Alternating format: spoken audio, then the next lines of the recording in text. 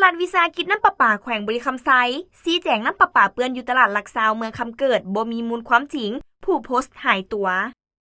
วันที่5 พฤษภาคม 2026รัฐวิสาหกิจน้ำประปาแขวงบริคำไซชี้แจงเกี่ยวกับปัญหาลูกค้าผู้สวมใส่น้ำประปาอยู่ตลาดหลักซาวเมืองคำเกิดแขวงบริคำไซได้เขียนข้อความโพสต์ลง Facebook โดยบ่ได้ผ่านการตรวจสอบตัวจริงจากภาคส่วนเกี่ยวข้องผู้เกี่ยวแมนบ่ได้ประสานหาพนักงานน้ำประปาเกี่ยวข้องลงตรวจสอบปัญหาตัวจริงเพื่อแก้ไข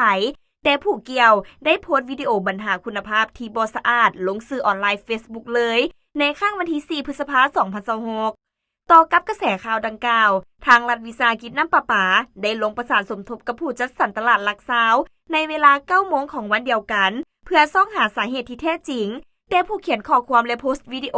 แมนบ่มาเปิดห้านโทรหาก็บ่รับจากนั้นทางวิสาหการน้ำประปาและผู้จัดสรรตลาดได้ลงกฎการคุณภาพน้ำอ้อมข้างห้านดังกล่าวเห็นว่าคุณภาพน้ำแม่นปกติอยู่ในเกณฑ์มาตรฐานทุกอย่างปัจจุบันได้ประสานหาผู้เกี่ยวข้องเพื่อเข้าซ่องหาข้อเท็จจริง